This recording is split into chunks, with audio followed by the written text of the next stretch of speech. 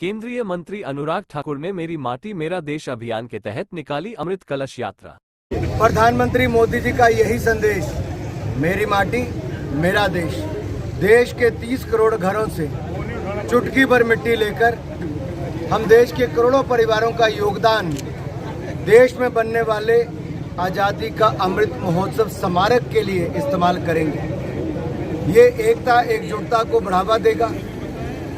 राष्ट्र में जो गुलामी की मानसिकता उसको मुक्त करने का अवसर है और अपने गौरवशाली इतिहास पे गर्व करेंगे और विकसित भारत का निर्माण करेंगे। हर नागरिक को उसके कर्तव्य पालन की ओर और प्रेरित करेंगे। उस दिशा में ये मेरा माटी मेरा देश कार्यक्रम है और ये अमृत कलश यात्रा निकल रही है।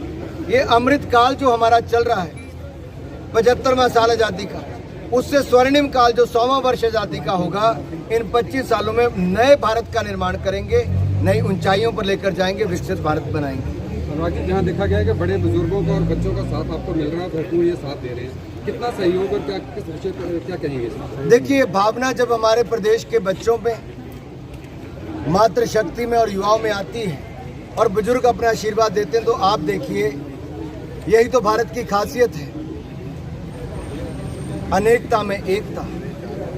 कोई किसी जाति धर्म संप्रदाय का हो, इस अमृत कलश में जिसके घर की मिट्टी आई वो एकजुटता का भाव देती है। हर गांव, हर ब्लॉक से जब ये कलश 7500 कलश देश की राजधानी में आएंगे, देश के हर गांव की मिट्टी को लेकर आएंगे, तो एक दीवार वहां पर ऐसी बनेगी जो अकाम मेमोरियल होगा, यानी कि आज़ादी का अमृत महोत्सव का स्मारक जो बनेगा, उस पर देश के कोने कोने की मिट्टी का इस्तेमाल किया जाए। अमृत वाटिका देश के कोने कोने में बन रही है और देश की राजधानी में भी बनेगी। ये प्रयास है हमारा पर्यावरण को बचाने का भी, मिट्टी से जोड़ने का भी, और भारत के नागरिकों को कर्तव्य पालन की ओर और प्रेरित करना, एकता एकजुटता को बनाए रखना और विकसित भारत का निर्माण करना। अनुराग जी, आप एकता की बात कर रहे हैं भारत की, यहाँ कुछ विपक्षी दल जो हैं वो विपक्ष के लिए इकट्ठे हुए हैं। मैं इतना ही कहूँगा, उनका स्वार्थ है राजनीति करनी, मैं फिर भी समझ सकता हूँ,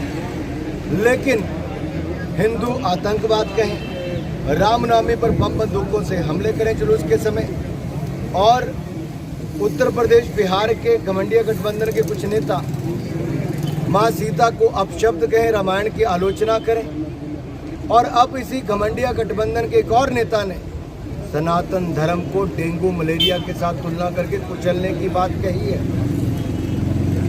ये इनकी सोच दिखाता है, लेकिन मैं इतना ही कहूँगा, सनातन था, सनातन है और सनातन रहेगा।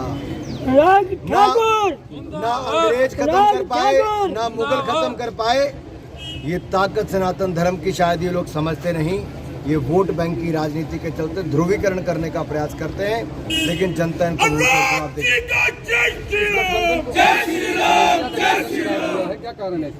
अहंकार और घमंड से भरा हुआ ये गठबंधन, जो कभी ओबीसी का अपमान करे तो कभी हिंदुओं को आतंकवादी कहे, कभी सनातन धर्म को कुचलने की बात करे, तो ऐसे और अन्य उदाहरण जहां राम के अस्तित्व पर प्रश्न चिन्ह खड़ा कर दें, ये अपने आप में दिखाते हैं कि इनका अहंकार और घमंड है। ये केवल एक समाज के वोट को लेने के लिए हिंदू को जितनी चाहे उतनी गाली निकालने के लिए तैयार है। ये वन इलेक्शन वन जो देश चला हुआ है, इसको लेकर क्या कहें? वन नेशन वन इलेक्शन ये राष्ट्रहित में है। राष्ट्रहित में इसलिए क्योंकि इससे खर्चा भी बचेगा, जनता पे बोझ कम पड़ेगा, जनता के टैक्स का पैसा जनता के विकास के लिए ज़्यादा लग पाएगा, और जो समय साल में 5-5 इलेक्शन करने में 5-5, 6-6 महीने इसी काम में चले जाते हैं, वो समय बचेगा और राष्ट्र निर्माण में वो समय लगा पाएंगे, विकास में समय लगा पाएंगे।